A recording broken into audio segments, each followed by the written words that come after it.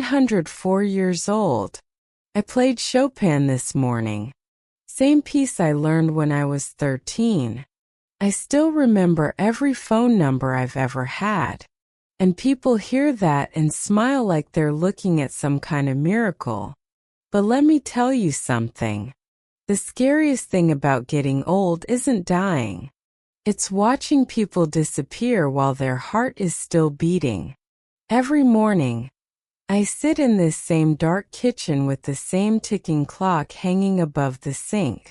Tick, tick, tick. The piano from the other room still carries through the house some mornings. Soft, slow, like it's remembering something too. I remember things most people think should already be gone by now. What I ate last Thursday.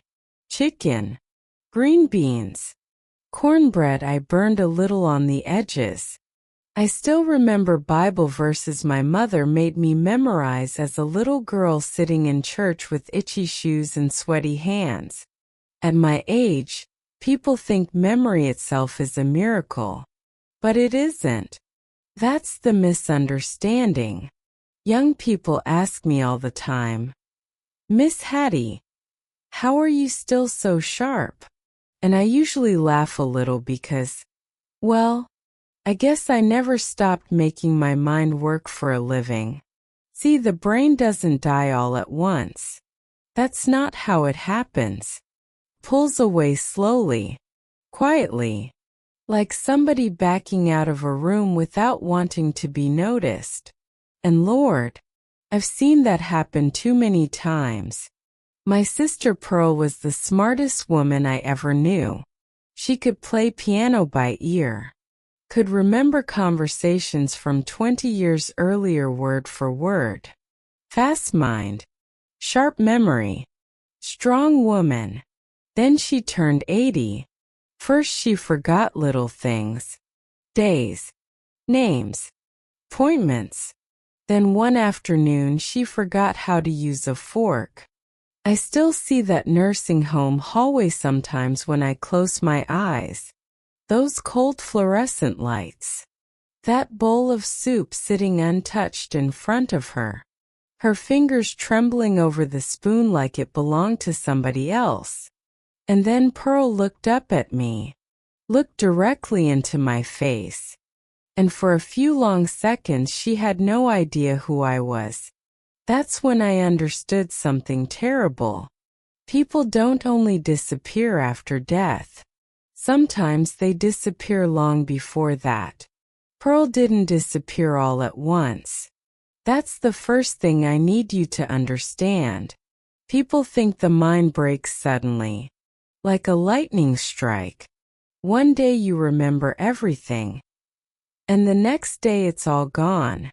But that's not what I saw. What I saw was slower than that. Quieter. Sadder somehow. After Pearl got married, she stopped playing piano. At first she said she was just busy. Too much laundry. Too many dishes. Too tired by evening.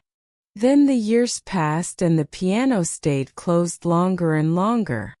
Dust started gathering on the keys. The books beside her bed disappeared too. No more reading before sleep. No more crossword puzzles at the kitchen table. No more learning anything new. Eventually her days all started looking the same. Same chair. Same television. Same sitcom reruns every afternoon. I'd walk into her living room and hear the exact same laugh track echoing through the house while she sat there half asleep with a dinner tray balanced on her lap. Some nights the mashed potatoes would still be sitting there cold an hour later, while the TV flickered across her face. And people called that relaxing. But I don't think it was relaxation anymore. I think her mind slowly got the message that nobody needed it awake. That's the frightening thing about aging. People don't grow old in one dramatic moment. They grow old through thousands of identical days. And after watching Pearl, I became terrified of easy living. So I started fighting back in small ways. Quiet ways. Every morning I sat at that old piano bench and forced myself to play difficult pieces. Not the easy church songs my fingers already knew. Chopin, Beethoven. Songs that made my brain sweat a little. Songs that demanded attention. And Lord, there were mornings I hated it. Hated concentrating. Hated trying to remember the notes. Hated staring at those Saturday crossword puzzles that made me feel stupid before breakfast. But I still did them. Even now, at 104, I still memorize scripture. Last month I learned Psalm 91 all over again just to prove I could. Some mornings the sun hasn't even come up yet. And there I am sitting alone in that pale blue kitchen light with folded newspapers scattered across the table, cold coffee beside me, and these old wrinkled hands trying to stay useful. Because the brain is lazy. Truly is. If you let it rest too long, it begins believing it's no longer needed. And once the mind starts believing that, well, it begins shutting itself down piece by piece. Funny thing is, memory doesn't vanish as quickly as people think. Mine hasn't anyway. I still remember the phone number from the house we lived in back in 1952. I remember the smell of my mother's kitchen during summertime. Hot grease popping on the stove. Cornbread in the oven. Windows open because we couldn't afford air conditioning. I still remember the first song I learned on piano when I was 13 years old. My knees were shaking so hard I thought I'd faint before I touched the keys. Memory is a strange thing. It's like an old room inside a house. If you stop walking into it, dust settles everywhere. Eventually, the room starts disappearing beneath the silence. And I began noticing that same silence in people around my neighborhood. Older folks sitting motionless in recliners all day while television voices filled the room for them. Waiting for lunchtime. Waiting for bedtime. Waiting for another identical tomorrow. But the people who stayed curious, the ones still asking questions, still arguing about politics after church, still reading little newspaper articles nobody else cared about, those people stayed sharper longer. I've never seen someone keep a living mind inside a life that no longer asks anything from it. And after a while, I started noticing something else. It wasn't just boredom that changed people. It was silence. Real silence. The kind that settles into a house after somebody dies and never fully leaves again.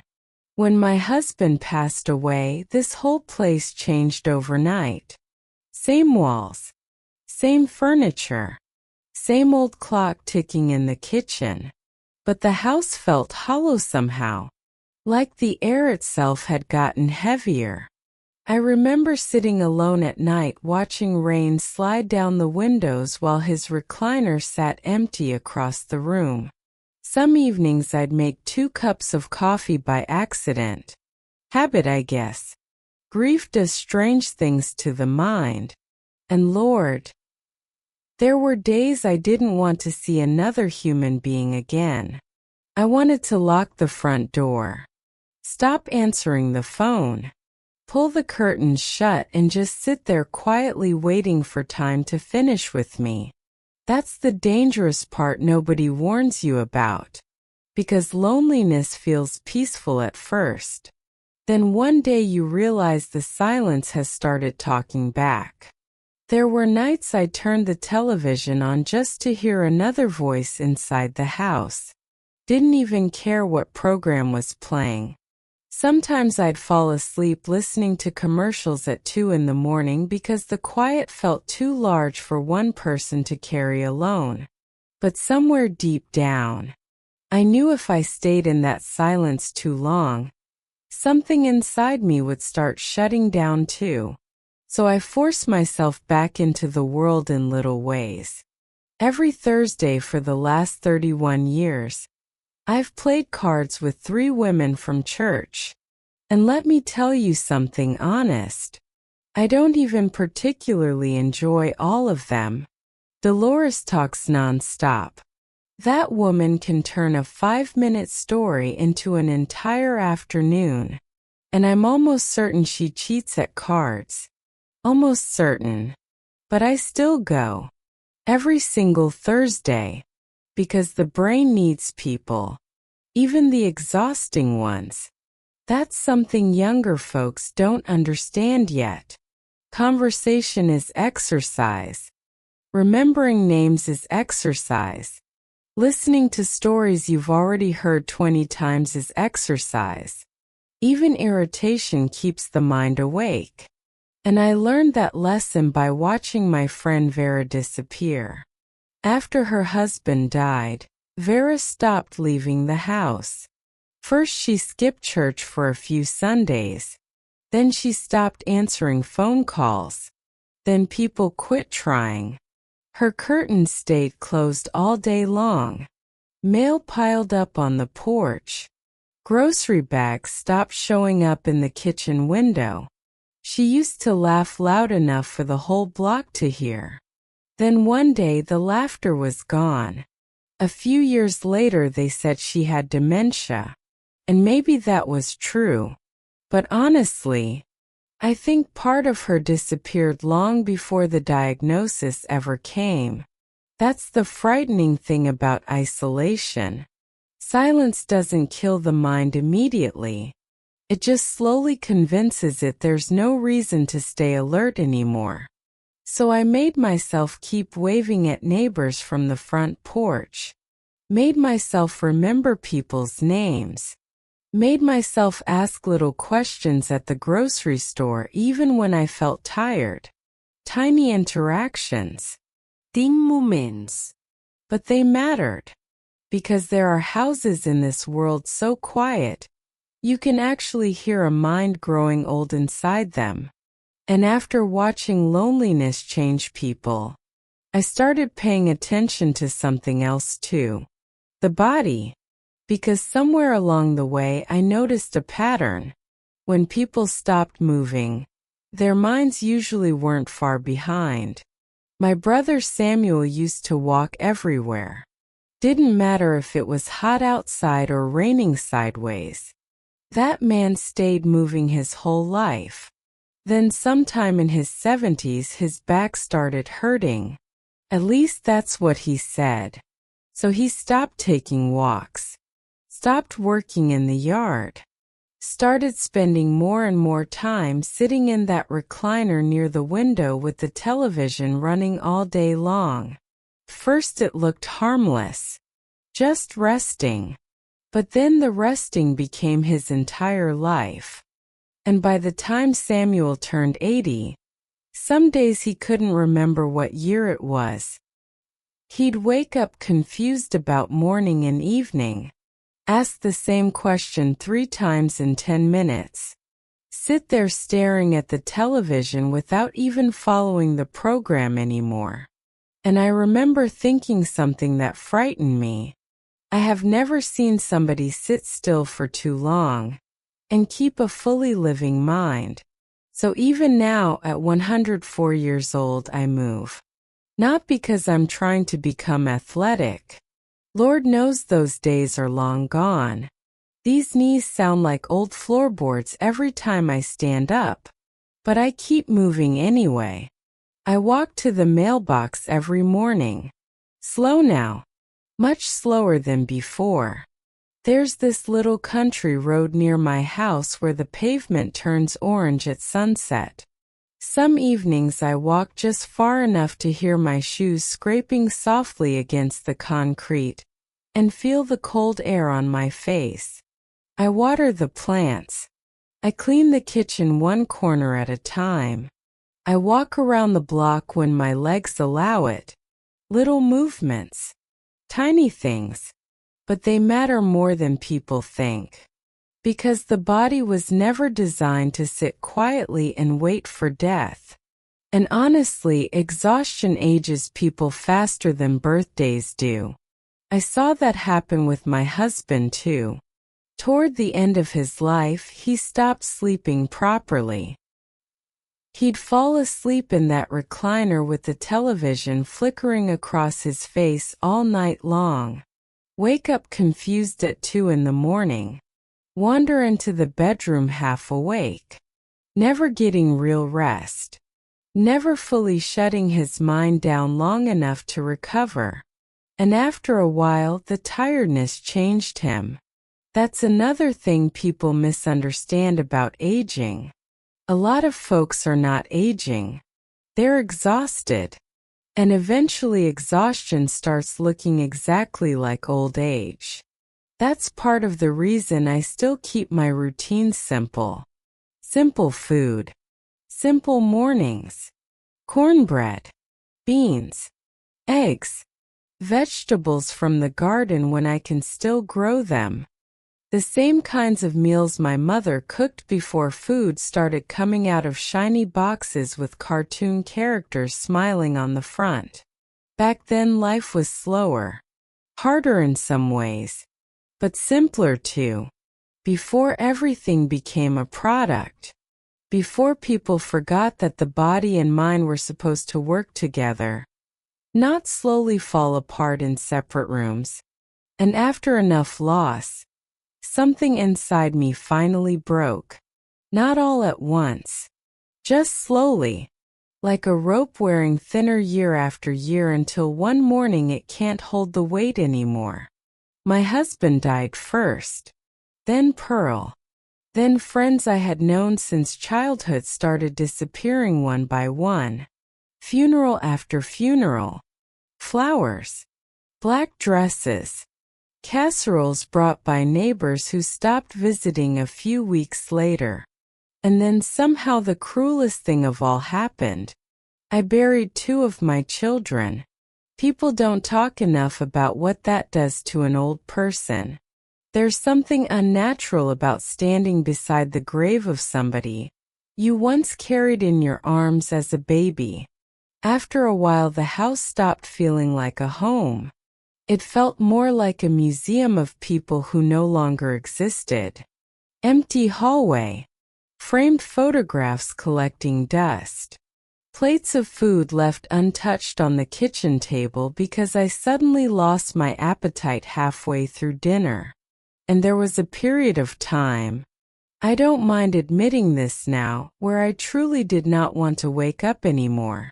Not suicidal exactly. Just tired. Deep tired. The kind that settles into your bones after too many goodbyes. But strange enough, healing didn't arrive in some dramatic moment. It started in the backyard. One spring morning I found myself planting flowers behind the house again. Slowly. Painfully slow. Knees hurting. Dirt under my fingernails. Little patches of color returning to places that had been dead all winter. And I remember realizing something while watering those plants at sunset. I needed something alive to care for again. That feeling surprised me. So I kept going. Little by little, I started returning to older parts of myself. I cleaned the dust off the piano. Sat down carefully on that worn bench and played songs I hadn't touched in years. I pulled out my old Bible with all the handwritten notes in the margins from decades ago. Tiny reminders from younger versions of me I had almost forgotten existed. And that's when I understood something important. There are parts of a person that do not die. They just fall asleep for a while. Then one afternoon my great-granddaughter came over before college and asked if I could teach her piano. Just like that. Simple as breathing. And suddenly the house had sound in it again. Music. Laughter. Missed notes. Young hands hitting the wrong keys while afternoon sunlight spilled across the living room floor. And something inside me woke back up too. That's when the strangest realization hit me. Maybe memory doesn't disappear because of age. Maybe it disappears when life stops asking anything from you. Because the moment somebody needed me again, my mind reached back toward the world almost automatically. And after that, the silence inside the house started changing too. It wasn't as heavy anymore. Not empty. Just quiet. There's a difference. Loneliness began transforming the moment I stopped treating it like the end of my life and started treating it like a room I still had to learn how to live inside. So these days my mornings are slow again. Not empty. Just slow. I wake up before sunrise most mornings and sit quietly in the kitchen while the coffee steams beside me. The piano waits in the other room like an old friend who stopped asking questions years ago. Some mornings my fingers still ache before they touch the keys. Some mornings I forget where I left my glasses. But then I sit down and play anyway. A little Chopin. A hymn or two. Nothing perfect anymore. But alive. After breakfast I still work on crossword puzzles at the kitchen table. The hard ones too. And every Sunday my grandson comes over convinced he's finally going to beat me at Scrabble. Hasn't happened yet. And I suppose that's the point. Life is still moving. So my mind keeps moving with it. People always ask me what the secret is. They want some shortcut, some vitamin, some magical answer hidden inside old age. But I don't think there's a miracle here at all. I think the mind survives the same way anything else survives. By being used. By staying connected. By moving. By remembering. By having something or someone that still asks something from you. That's the truth I've learned after 104 years. The mind stays alive when life still requires something from it. And maybe that's why so many people disappear before they die. Not because they're weak. Not because they're old. But because somewhere along the way, they stopped feeling needed. As for me, I'm not afraid of death anymore. Not really. I just don't want to disappear before it arrives. So if you still have your parents, call them today. Sit with them a little longer. Ask them the stories nobody asked before it's too late. And if silence has ever changed you too, tell me your story down below. Sometimes another human voice is enough to keep a soul awake a little longer.